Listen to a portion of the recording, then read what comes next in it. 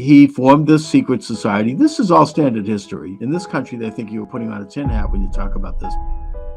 Criminology is the study of criminal conspiracies. People get together and figure out how to rip someone off. So why would you assume that there aren't political conspiracies? There are always conspiracies. Is that part of the Illuminati goal, is to end all religion?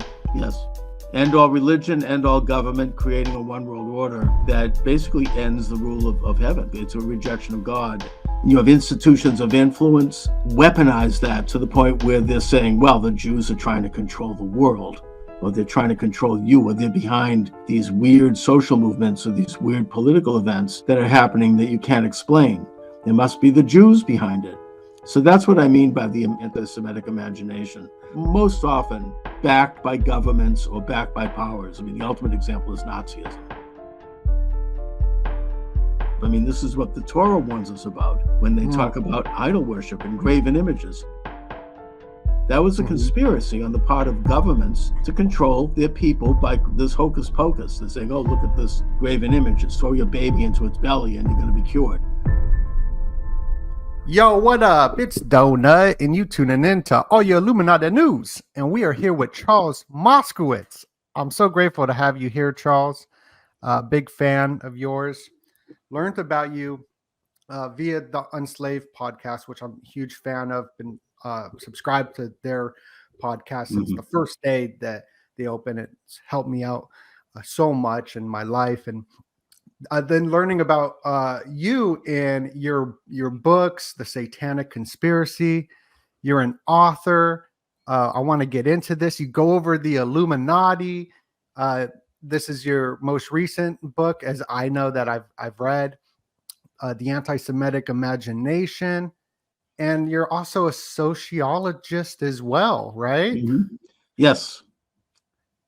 What is a sociologist? Well, you open the lens of history and you take a look at all of the factors that make the world work, and what makes it goes from the person as a microcosm right out to the greater society. It looks at the present in the context of history with a projection to the future, and it looks at the local, which it then projects into the international. That's what's called the sociological imagination, as patented by C. Wright Mills, who's a very famous sociologist in the 1950s and 60s. Yeah, and please don't mind all the I'm going to be going to a lot of slides, so I know it's gets a little wild.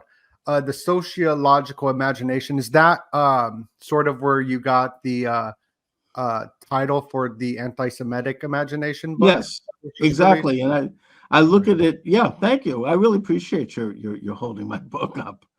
I got a bunch of your books. I love your books. I'm going to get into. I want to know about the left-wing anti-Semitism. I want to know about the Satanic. I want Illuminati. I want, yeah. Well, look, I mean, I look at the conspiratorial side of society. The other day, a close relative of mine, someone that I would call a, quote, normie, if you will, said to me, why do you always look at the conspiracy in everything? Why can't you think that somebody maybe just died in office by natural causes? Why does it have to be a conspiracy? And my response is that, of course, there are conspiracies. That's part of human nature. People get together and they conspire. I'm studying criminology. I mean, criminology is the study of criminal conspiracies. People get together and figure out how to rip someone off, or how to commit a crime, how to take advantage, how to create the illusion that one thing is happening when in fact another thing is happening. So why would you assume that there aren't political conspiracies? There are always conspiracies, especially when there's power and when there's money and when there's influence involved. People conspire to attain that, or to change that, or to control that, because it has a lot of import, because it has meaning, because it may give for a lot of reasons, it might give their life meaning, who knows? But the point is that we should always study possible conspiracy in politics. The question is whether or not it's a good theory or a bad theory, and that's where you have freedom of the press. You have people who can analyze and get into looking at the points that might be valid or may not be valid and make their case. I mean, in the past 5 years, we've seen some really bad conspiracy theories floated that obviously are false, such as this conspiracy theory that Vladimir Putin conspired with Donald Trump to steal the 2016 election, right? I mean, the government officially spent 3 years investigating that and leaking into the press and trying to embarrass and hurt Trump and take him out of office. That was a real, and that same cockamamie conspiracy theory was concocted by people who will criticize anyone else who looks at the possibility of a conspiracy in areas that they don't like. So I only mention that as an example of where conspiracy theories can be promulgated out there to deflect attention oftentimes from their own malfeasance or to serve their own agenda. In this case, it was to destroy Donald Trump and the movement that he has represented, which is one of the most powerful social movements in our lifetime.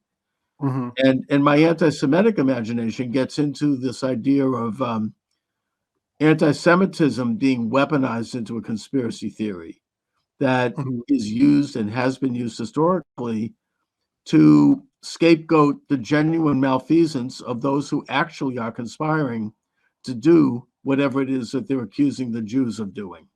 Like a That's not to scapegoat? say, exactly, which is not to say that there aren't Jews that are involved in these things. There are. But there's no like grand Jewish conspiracy. That's one of the great deceptions of history. And it's a weaponizing of what I would call normal anti-Semitism. Not that I'm here to endorse that, but that's like envy and fear of the other, and this idea the Jew is always has been a deviant in society. We're different. We're not of the mainstream. So there's going to naturally be a certain level of conspiratorial sort of thinking about what the Jews are up to. That's one thing, but it's another thing when you have governments, and you have institutions of influence, weaponize that to the point where they're saying, well, the Jews are trying to control the world, or they're trying to control you, or they're behind these weird social movements or these weird political events that are happening that you can't explain. There must be the Jews behind it. So that's what I mean by the anti-Semitic imagination. And it's usually most often backed by governments or backed by powers. I mean, the ultimate example is Nazism. Yeah, backed by George Soros. That's where it gets so confusing, and that's why we got someone wicked smart over here. That's like my main goal is to get wicked smart. I got my family's also. Are you from Boston? I was about to say half my family is from Massachusetts as well, and then the other half's from California, where I got like a Cali girl / wicked smart East Coast. I was picking up that Boston vibe, because I'm all Boston. I know. Yeah, I wonder if some of my family maybe, because I don't know how big Boston is or whatever. But I just talked to Jay Dyer, another wicked smart figure. Oh yeah, excellent, great thinker. And he pointed out Cass Sunstein writing this essay about just flooding conspiracy theories. And then after that, he got onto this left-wing Obama camp after that. So there is something going on. And what I think it is I think that it goes into a satanic element mixed with transhumanist AI in a sense, and in printing, because I just went to a comedy event, for example, and it was a conspiracy comedy event. So, I mean, every like race and culture, they were clowning on and making jokes. And when they bring up Jewish jokes, and I'd be like, oh, right, it's a reaction. And then they make black jokes, and then people will leave, right? They make Puerto Rican jokes, and because there's this imprinting, and I believe that you can't get rid of that. And I think this goes into like the Brave New World, Soma. These like MK Ultra figures want to reset this autonomic nervous system by pushing hallucinogens to bring up alien stuff, connected to Julian Huxley, which I want to get into. Indeed. And I think that the scientific technocracy understands imprinting, and they just want everybody fighting, all tribes, just divide and conquer. Because is that part of the Illuminati goal, is to end all religion? Yes. End all religion, end all government, creating a one world order that basically ends the rule of heaven. It's a rejection of God. And, it's really not possible for an entire ethnic group to be involved in a conspiracy. They're too big. Someone's going to talk about it. People, would you think that everyone's going to be quiet? I mean, conspiracies are the purview of small cliques of people, whether it be criminal conspiracies that are trying to rip off a business, or whether it be a secret society that's trying to influence the social order or the political order in a way that is out of sight from the population. And the reason that they're secretive is not only because they're breaking laws and they're overthrowing the existing order, but because what they're advocating for would be rejected if it was out in public. Nobody would want it. It runs against human nature. It runs against the interests of a society. So they have to do it behind closed doors, and they have to conspire to figure out ways to implement it secretly. Now, there's always been secret societies going all the way back to the days of idol worship. I mean, this is what the Torah warns us about when they talk about idol worship and graven images. That was a conspiracy on the part of governments to control their people by this hocus pocus. They're saying, oh, look at this graven images, throw your baby into its belly and you're going to be cured, or whatever it is they're pushing. And it's always has an element of immorality. It always has an element of overthrowing the natural social order. And it always involves a rejection of God, a replacement of God with themselves playing the role of God. You might even say that this goes back to, at least metaphorically, the Garden of Eden. Whittaker Chambers, the great American communist, talked about this in his book, Witness. He's the one that blew the whistle on the communists in the Roosevelt administration and had the famous trial, the Hiss trial. And he says that communism, which I think is the name for the conspiracy, you could give it multiple names, is the world's second oldest religion. The oldest religion, of course, is believing in God as the creator of the universe and as the giver of the law.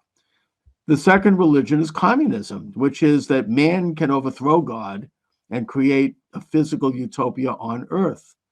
That's what the serpent, representing the satanic influence, tried to get Adam and Eve to do when they partook of the forbidden fruit. And he went first to the woman, and then she brought on the man. Right. And that was, you can be as God. You can overthrow God in heaven. You can know everything. You can know good and evil. You can know the mind of God. And that was the great sin of the garden, and that's why man was expelled from the garden. But yet every generation since then has had a sort of an informal conspiracy. Not necessarily a bunch of guys sitting around smoking cigars, figuring. It's just a mindset that they can create a new universe, a new world order based upon their alleged enlightened beings. I mean, they think that they're smarter than the rest of us. They've got some kind of cosmic consciousness, and that it's permissible to use whatever means necessary to get there. And that means usually is creating disorder, creating war, creating immoral practices, breaking down the social order. Mm-hmm. Mm-hmm. And I'm happy you brought up the Garden of Eden with man versus woman, what's going on now. And as a sociologist, I want to ask your question on the schismogenesis, the creation of division of man and woman. What's going on with this? I'm a big fan of the whole Dragon Mother series, just this big divide of man versus woman. As a sociologist, what's going on with this? I wrote the word down, schismogenesis, the creation of division of man and woman. What's your thoughts on that happening right now? Well, I think that men and women are different. I mean, we were created, but yet we should note that in the book of Genesis, it notes that God created men and women in his image. Did he create them? So he created them equally, but different. And there was a division there. And in fact, the entire Torah deals with the divisions of the universe. God did create men and women different, and yet equal. It says in the book of Genesis, God created men and women in his image. And that principle, of course, was carried forth into the American Declaration of Independence by Jefferson, who said that all men are created equal. And by men, he didn't mean males, he meant all human beings are created equal. Now, that franchise eventually would then extend to ending slavery and to women and to, changing the franchise and moving it up. But that was an ongoing process. And this is like the goal, to get rid of individualism, of the Illuminati, which I want to get into. What did that, advanced into? I know you connected a lot of dots on that, but it's to get rid of nationalism, America first, or anything sort of like that, to be like, yo, those are white supremacist Nazis. I have a Trump sticker on this wall. I grew up into hip hop, punk, all crazy stuff, right? On the West Coast. So I got a Trump thing because I worked for a conservative news station for 10 years. And but I also got OJ Simpson, I got Charles Manson, I got all these crazy stickers. And I have friends come over, they see the Donald Trump sticker and they'd be like, "You're a Nazi." And I'm like, I don't think you know what that means. Like, I'm Jewish. So I don't think that there's but I'm digressing. It doesn't stop him from calling you a Nazi, but I know what you mean. It's crazy. I think that there's some mind tampering going on with the anti-Trump thing. It's not normal. There's something about it that's unnatural. But just to finish my thought on the men and women thing, because I just want to make a point there. Mm-hmm. I think that now you have this movement, this transgenderism movement. Someone told me that a local Reformed synagogue here in Boston, I'm not going to name it, they're spending all of this money they don't have transforming their prayer books to remove any mention of male and female because they want to be transgendered. In other words, they're obliterating the difference between men and women. They're obliterating the very existence of men and women. Everything is now just this new trans entity. Right. And I think that it's really, the transgender is only the front porch, as it were. The real story is transhumanism. Yes. By doing this transgender thing, which is very calculated, it's kind of a way to bludgeon people to accept it. Because if you don't accept it, then you're told that you hate, or you're not progressive, you hate a group of people. But the fact is that it's transhumanism, which is this idea that man is to be transformed. It's the ultimate dream of the left. And as I said earlier, every generation has seen this idea that it's a taking away from God the creation of the universe and moving things in this direction of man controlling what is true and what is. And there's no greater example than this. But the problem now that we're facing as a world and as a civilization is that they now have tools available to them that Hitler or Stalin or any of these British Tavistock people, or Cecil Rhodes or whoever, or Weishaupt, they couldn't have dreamed of in terms of really achieving world control through conspiracy. Not directly, not where people can visualize it, but in fact. And those tools are electronic. Now with smartphones and with AI and with the Internet of Things and transhumanism, these things can be implemented in a literal sense, that they will be able to control every human being. They will be able to implant a chip in you. Alex Jones was right about that. They will be able to, even recently, it was only, thank God for the Canadian truckers, that they were going to implement an electronic card, a passport, that you would have to show in order to go get food, or to go to a new city, or to go to a college, or go to a theater, or go wherever you want to go. And that would be the complete end of freedom. And they were working toward it. They still are. And the only reason it stopped in 2021 is because the Canadian truckers stood up and said, we're not going along with this. And they brought the entire economy of Canada to its knees. The truckers, I mean, it just shows that it just takes one group that can put a stop, because that was spreading. That was spreading to the United States, Australia, New Zealand, France, even Israel. People were starting to wake up and say, no, this isn't going to happen. And they back down because they can't be exposed like that. So what you're doing here and what good people are trying to do elsewhere is very important, because it only takes one person to speak up to wake everybody up to these dangers. And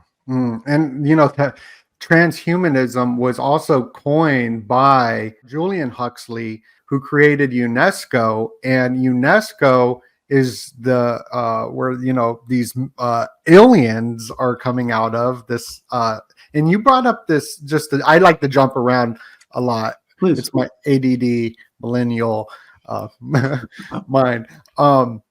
You brought up a book, and I forget what it was in one of your most recent podcasts about the climate change and the space aliens. And I kind of want to get your thoughts on that. Like, you got the H.G. Wells, The Open Conspiracy. Was that the book that you were talking? Because I remember what I was talking about. This report that was issued around, I think it was 1969, by the Hudson Institute, which is an upstate New York think tank, headed up by John Kenneth Galbraith, who was an economist who was influential in the Kennedy administration. And they basically, this Magic Mountain report, whatever the hell they called it, I don't know, where they got together and they deliberated for about a year. How can we create world socialism? How can we create a world order? And they came up with a conclusion that they could do it through three agendas.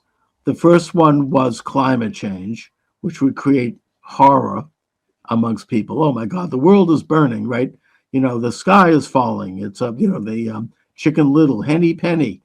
The second was, I don't know if I remember the second one, but the third one was space aliens. That would do it. And, these things are coming to pass. This is they're scaring the crap out of everyone. They did it during the, unfortunately, so many people fell for it, and they just walked like lemmings. And it became crazy to the point where, if you didn't put the mask on outside, you were doing something political. It's like everything became highly political. You lived through it. We all did. Thank God I was in Arizona, which was more free, but I'm still upset. But I was in like the most freest part of the world, and I was still really pissed off about it. Yeah. Oh, I never bought it, but the thing is, people were so horrified and so scared because it was such a monopoly on information. I don't even know if we should talk about this too much because you're putting the show on YouTube. That's why I'm gonna. Let's move on because yeah. Let's not even do it, because which of course speaks volumes in terms of what we're talking about here, because opinions are banned, and things that were called conspiracy that are now acknowledged. Okay. People lost their channels over it, so let's be careful. Yes. That's why I'm always recording and editing. But let's get into some Illuminati, Satanist stuff. I want to get into because you've unpacked a lot of this information, and I like to bring the Illuminati news. So the Illuminati or Aleister Crowley or Satanism, it's always about inverting everything. You got the Zabbatai-Zevis, the Black Mass, doing these things where it's inverting. Now, what is the Communist League, and how is that connected as like an expansion of the Illuminati? Well, the Illuminati was founded on May 1st, 1776. in Bavaria, at the University of Ingolstadt, by Adam Weishaupt, who was a Jesuit canon law professor. I think that he was kicked out of the Catholic Church at that point. And he formed this secret society. This is all standard history. In this country, they think you're putting on a tin hat when you talk about this, but this is standard, written about in Europe. It's textbook. Even most Americans will admit that this is proven history. The order of the Illuminati was meant to overthrow governments, overthrow clerisy, overthrow faith, and create this new world order, this one big world international ant colony, headed up by these elects who were supposed to be smarter than the rest of us and who would operate secretly.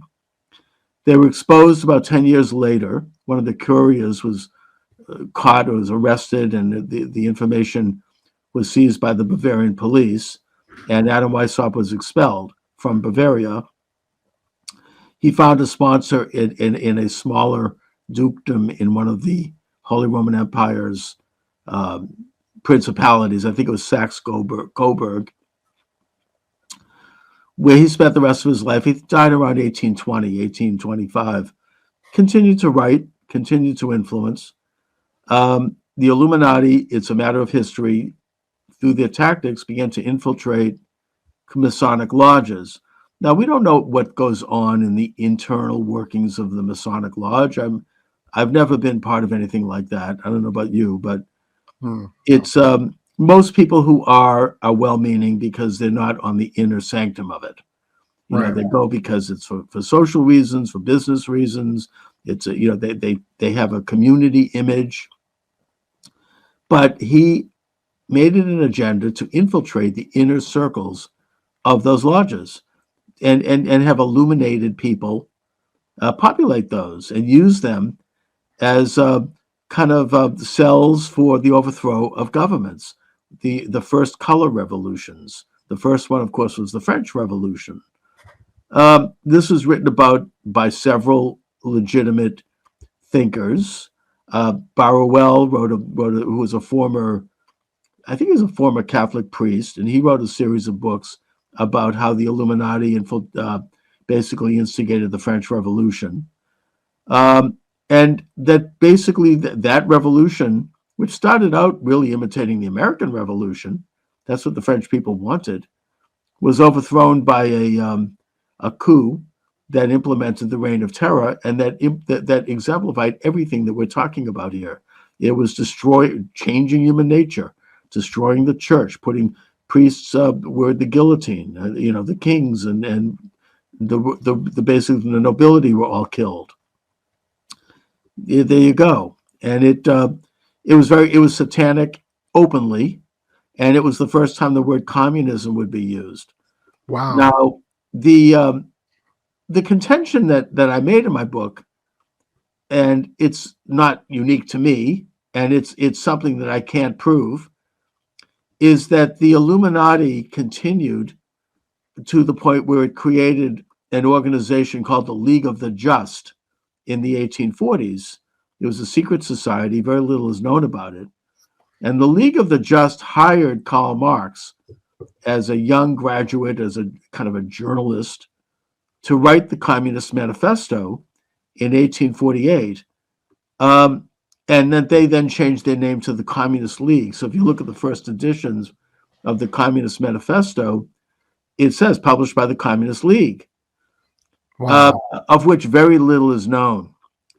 I think it's also safe to say that around the same time, the League of the Just had a couple of people travel to the United States to set up an organization, and the decision was made for them to infiltrate America's institutions of higher learning, and that the first cell that they set up is the Skull of Bones organization at Yale.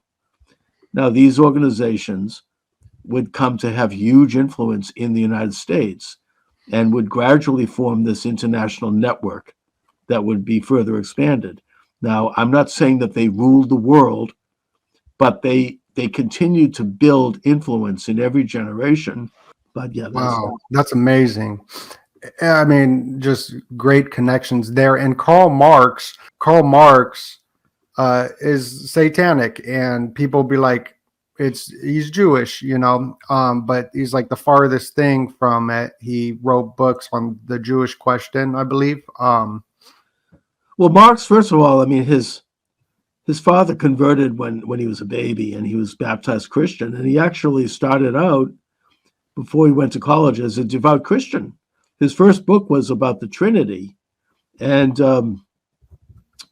you could say that Marx became a Marxist, like so many people do, in college, because he was influenced by radical professors, and and Hegel was very powerful as an influencer in Germany at the time.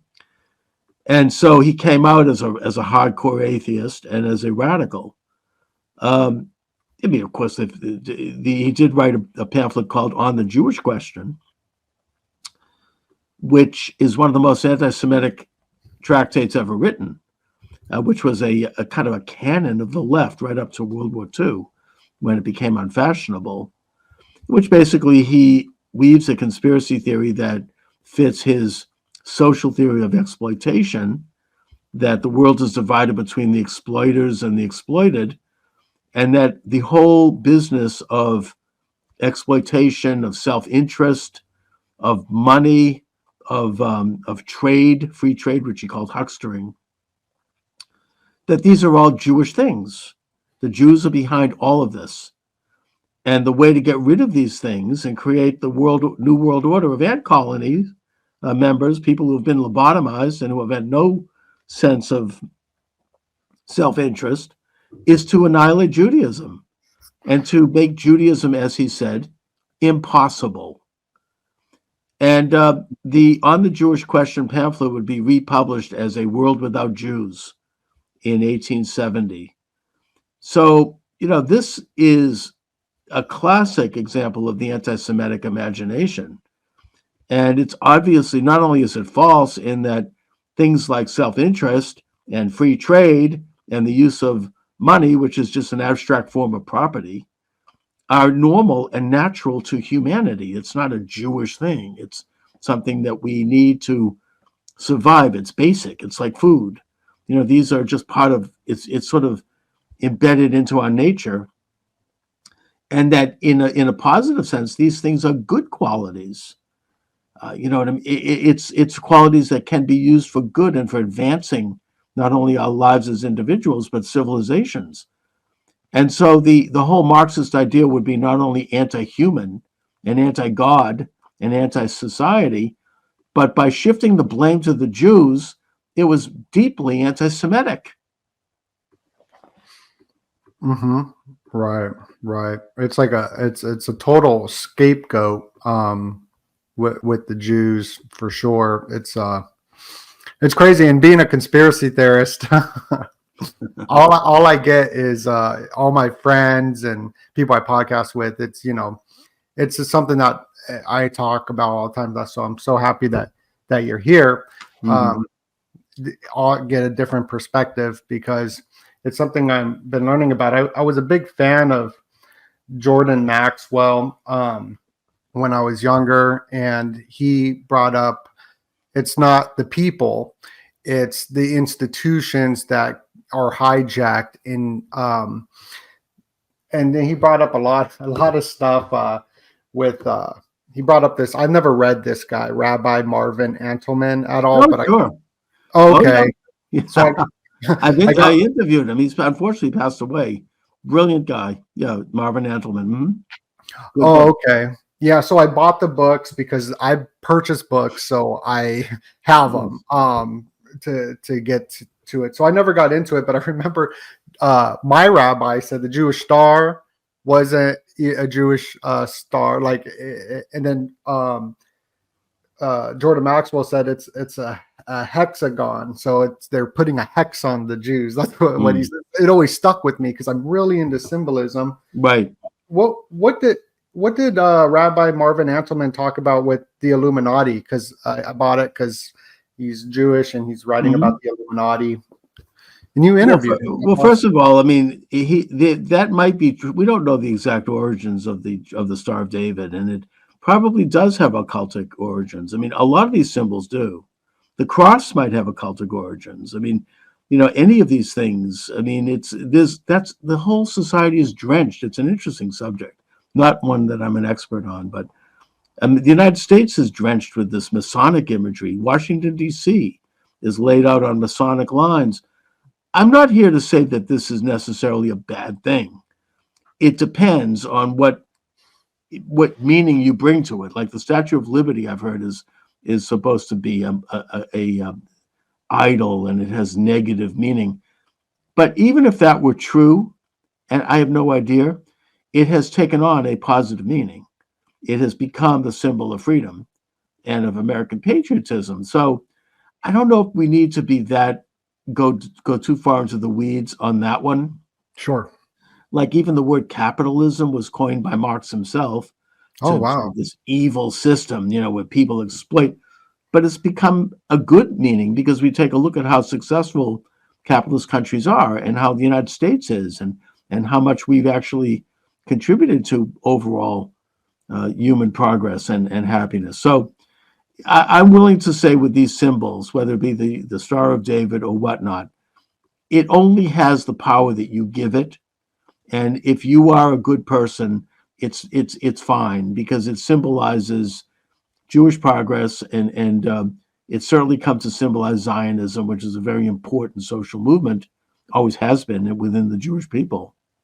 But as far as Anselman goes and the Illuminati, Anselman talks about the Shabtai Zvi and Jacob Frank, his successor, came about a century later, and the horrible damage that they did to the Jewish people and to the Jewish fabric, if you will. It's a poison that has worked its way into Judaism.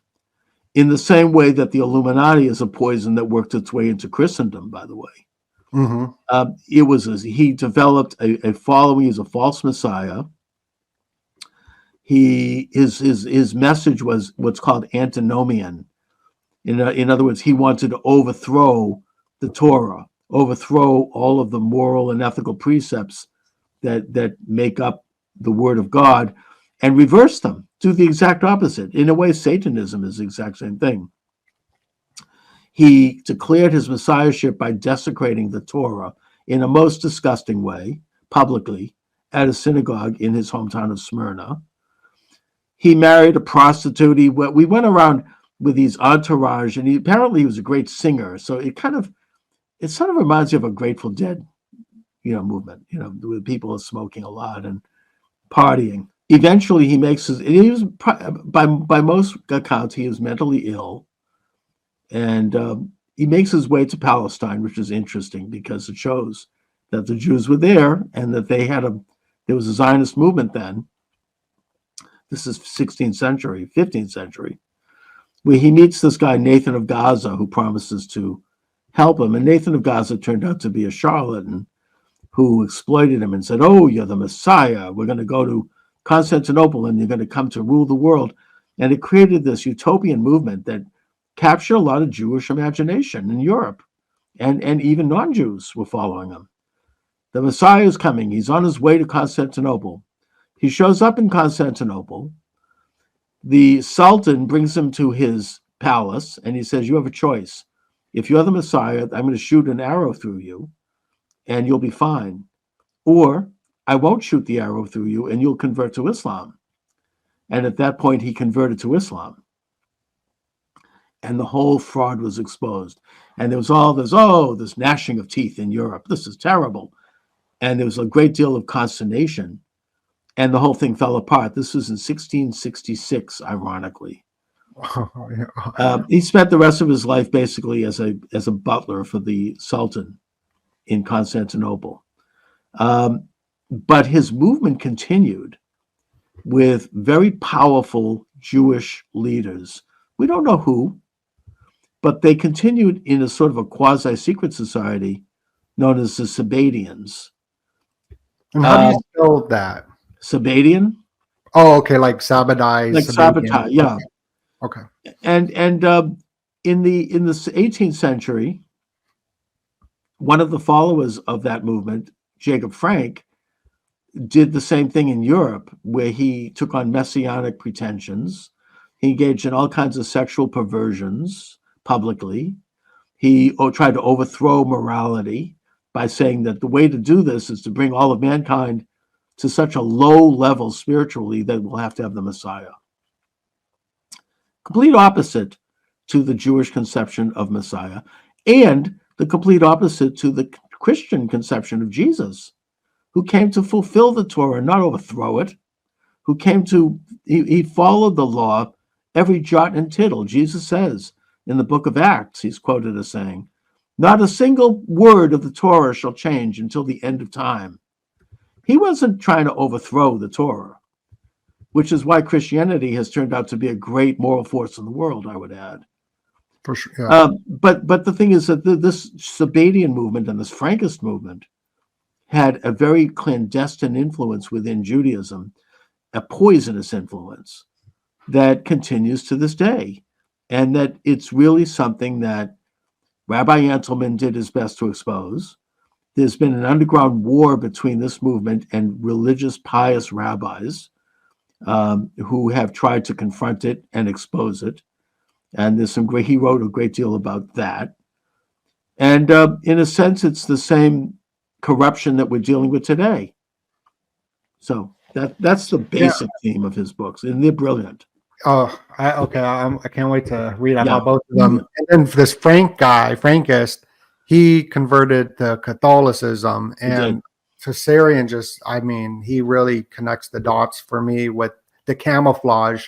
It's sort of like you got the left and the right, but it's a camouflage that you got these neocons or neo-libs or whatever they're called, just changing as they need. And the same thing with religion in these institutions. And that's crazy. And this left-wing anti-Semitism, it just makes me think, it makes me think that this, I haven't looked into it at all. Just, I hear your podcast, other people's podcasts. The Shmuley guy seems to be like a lineage of this, because all of the rabbis I know, my friends who are rabbis, I've never met anyone like this guy before. Oh, it's disgusting. And the thing that bothers me about it, if you look at his website, I am the most influential rabbi in the world. I mean, it's so arrogant and so like, the America's most famous rabbi. I mean, who appointed him? It's sort of, and then he goes off and he's like doing this disgusting video, and he's selling sex toys with his daughter. It's like, we need to have a rabbi. I mean, don't you think it's a little improprietous for a rabbi to be involved in this kind of thing? It goes to the worst stereotypes, and it's disgusting, terrible. The arrogance is so out of proportion. Yeah, it's crazy. It's it's absolutely. I mean, we've all seen the video. It's bad. It's just bad stuff.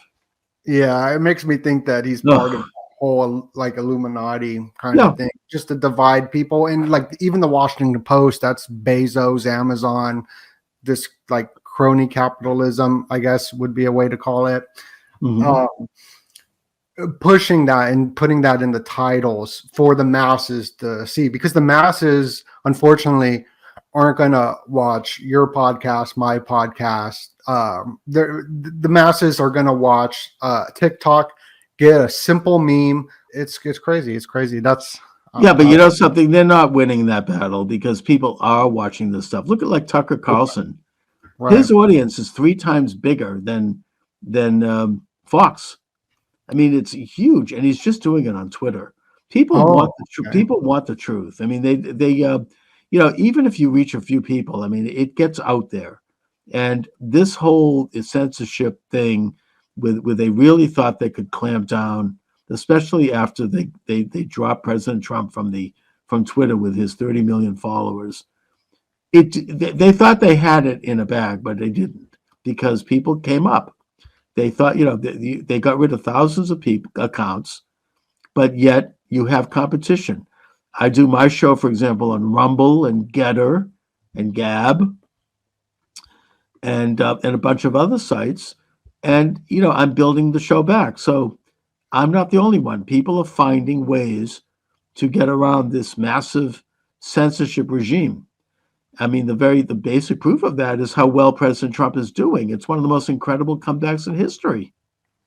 And barring, God forbid, something bad like a Kennedy type situation, I think that Trump is going to be elected. Oh yeah, oh yeah. My prediction, and I want to get into this. And everybody, I got all of Charles Moscowitz links down below. Go subscribe. Go to the Rumble. Go to the YouTube. Go to the Twitter. Subscribe. Get his books. I got all of his books, and smash that like button too. Get us in the algorithm. Yeah. So with Trump, we can see that symbolism is very important to America. It was built by Freemasons, and we can see how important that is to the structure, the White House, the Leinster House, the Templar. We could see how important that symbolism is. And the next president will be the 47th president, which is the Masonic compass, which goes back to the Pythagorean 47 Leucids. And my prediction is Kamala will not be elected, but Joe Biden, he going like slip on. He's going to look at the eclipse coming up, and he's going to slip or something. They're going to put in Kamala. She'll be 47. Then because there's some saying that the election might not happen by some. Well, there are machinations in that way. Like, first of all, we can't talk about the 2020 election because your show is going on YouTube, and that is verboten, if I may say. Okay. We also can't talk about the events of January 6th, because that is also verboten, and what actually happened there. But either way, I mean, people know that there's something rotten in Denmark, as Shakespeare would say, and they are moving toward electing Trump. But I think they are trying to take some steps to make sure that Trump doesn't win. They can't do it on the issues. They can't do it through the electorate. And I don't think they can really do it so easily in terms of mailing out millions of absentee ballots either, because there's too many people who know that what's going on with that gig. Right. But apparently there's this business of these rhino Republicans in the House resigning in such a way that there cannot be a special election, which means that the House could be turned over to the Democrats before the election, and then they may not certify the election. That's one theory. Right. It sounds sinister. I don't know if they could get away with it, but they're trying to do something. Something weird. Something weird going down. That's usually my title. Usually all my titles are something weird's happened to this one. I know we're coming up almost on the top of the hour, but we got this eclipse happening and the National Guard being sent out, and this is on the front page of The Economist magazine, who's calling Trump the biggest enemy of the world, like he's such a danger, and it's his face on the eclipse. I feel like I'm a conspiracy theorist, or I guess not theorist. I'm a conspiracy researcher. Everybody's looking at Texas to the East Coast at this eclipse. Look over here, but what's going to happen over here? Like, what's going to happen on the East Coast of America? That's where my thought process is going. Well, what do you think is going on with that? I mean, I just think it's a nothing burger that's going to come and go. But what do you think? Yeah, I think that there's a lot of predictive programming. Like, I get into some very. That's why I like to have you on, Jay on, and to ground me, because I be going out into the imagination. Well, you all have to ground each other, believe me. I mean, it's these things. You could go down a rabbit hole very easily. We all can. So with like the symbology, like here's Trump's text number, right? 88022. That's been his text number. That's the date they choose to raid his Mar-a-Lago home on 8822. Right. That's, so there's something going on with symbolism there. And that's just like one example. There's tons of examples. This gate that just collapsed at 128. That's like something I've been covering. that's when Leave the Well, look, World. you're right to note that they do like to use certain symbolic dates. I mean, I just mentioned that Shabtai Zvi declared his messiahship on 1666, Mm-hmm. right? I mean, it's who knows? I mean, these are things that I mean, it's an interesting subject. I mean, I heard a rabbi actually talk about looking at numerology in the Torah and showing that the Torah literally predicted that Israel would regain its independence in May of 1948. So, yeah, and that it would recapture Jerusalem in 1966. So, yeah, I mean, these are all interesting developments. And I think that the other side likes to use significant dates. I mean, the date 9/11, that's historic. I mean, that was the day that King Louis IX burned 13 crates of Talmuds on the grounds of the Chateau de Ville in Paris. Wow. And you can still see that in Paris if you go there. I've been there. I've seen it. And so there are these kind of creepy dates that have significance for them. Even that 9/11, bringing up Skull and Bones, that's when Skull and Bones member George Bush, the first one, not the one who was in office during 9/11, but I believe the first one coined the term New World Order on 9/11 as well. Yeah. So that's wild. You know something, it's an interesting subject. I mean, I'm not an expert on it, but maybe I might do a book on that, I was thinking. But Please. I mean, these sort of interesting coincidences in terms of both their symbology numerically, but also visual images that seem to crop up here and there. Please do. And if you need any support, I'm here for you. I guess there's a couple more questions that I might edit out of this. It's more personal questions, just being Jewish, and I don't get the many opportunities to talk with another open-minded Jew. My grandpa from Romania, I got his holy scriptures, the Torah, right here, and I'm reading the beginning, and it brings up Mendelssohn. Have you ever gone into Mendelssohn at all? Moses Mendelssohn? Yeah. I don't know a lot about him. I know that Rabbi Enselman does not have nice things to say in his book that you have there. Oh, yeah. Something with Jacobism and stuff. Oh. I don't think that you can quite link him to Frankism or any of those movements. Okay. I mean, I tend to think that he meant well. Okay. I mean, he translated the Torah into German. He was a very popular figure in his day, both amongst Jews and non-Jews. I mean, I think that he was a religious man. I think it's interesting that his children all became Christians, but I mean, I don't know a lot about him actually. Okay, it just these are just thoughts being Jewish and trying to understand everything. And then my other grandpa from Massachusetts, I got his book. My mom gave me this one. Mm-hmm. And it was just interesting that I don't even know who this is, Tinker, Essays Yesterday and Today. It's just an old book, and there's a chapter, Satanism and the World Order. I thought that was just that's cool. And when was that published? Yeah. It's an old book. Let me look. My mom gave it to me, and I was just like, because it was my grandpa's, who was wicked smart too, but I never met him. 1934. And who's the author? So this is Essays Yesterday and Today by Tinker, but it's different essays in it. And this one's Gilbert Murray, and he goes into the League of Nations and stuff. I haven't read it yet, but that's interesting. That's great. I'll take some screenshots and send it to you. Thank you. And then my next question is: I grew up at Chabad, right? Okay. And I've heard you talking about I think it was an Illuminati connection or something like that. With the Chabad movement? Yeah. I'm kind of ignorant to it. I grew up at Chabad. I got bar mitzvah. Then I went to Temple Beth, more conservative, but women and men could sit together. Yeah.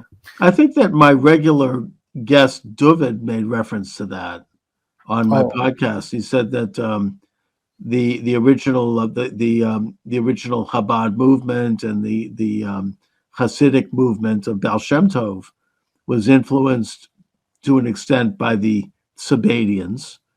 And that may be. I don't think that, it's the sort of thing that I think even if they were, they didn't go down the wrong path. I think they basically are devout Jews and they believe in God and the Torah. They might have taken on a little bit of the kind of subversive element of it, just sort of a little bit too partying, I guess. I don't know. But no, I think that their movement has been generally positive. I think that Rabbi Menachem Mendel Schneerson, he is credited with virtually saving Judaism after the Holocaust. He set up those Chabad houses all over the world, and they brought people back to Judaism, were very tolerant toward all Jews from all walks of life. And it just spiritually was a huge contribution. Now, I know there's a movement within Chabad that views him as being the Messiah. I don't agree with that. I don't know if he agreed with that in his lifetime. But even in that context, they're still within the fold. It's not like a breakaway. They're still devout Jews. They're not it's not formed like a separate religion. Yeah, that makes sense. Because they're super into the Torah, Exactly. They live a Jewish life. They believe in the Creator. They're pious. They're trying to do good in the world. Tikkun Olam. They want to heal the world. They're generally a very good movement, and they meet and they put action to that. They've done a lot of good things. I know there's conspiracy theories around them. I mean, it's unfounded. Right. Well, I appreciate all your work, all your books, all your research. Like, this means so much to me. You spending the time with us today. Thank you. I got all of Charles' links down below. Everybody, go subscribe, hit that like button, get his books. Anything else? When's the next book coming out? Well, I mean, I'm just in the planning stages on a couple of things right now. But I'm actually thinking of writing a book about the history of Massachusetts. Ooh, a little bit of a diversion from my usual type of work.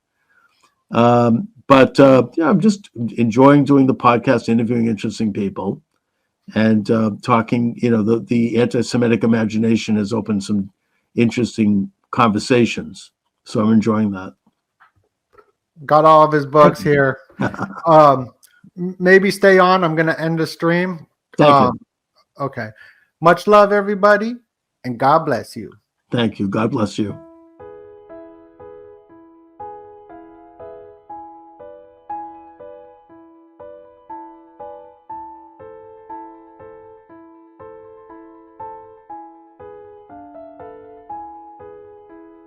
Yo, if you like this content, hit that like and subscribe button. Go to the Patreon. Get tons of videos like this going over all your Illuminati news. Make sure to get Charles's books. Got the links down below. And go subscribe. Much love, everybody. And God bless you.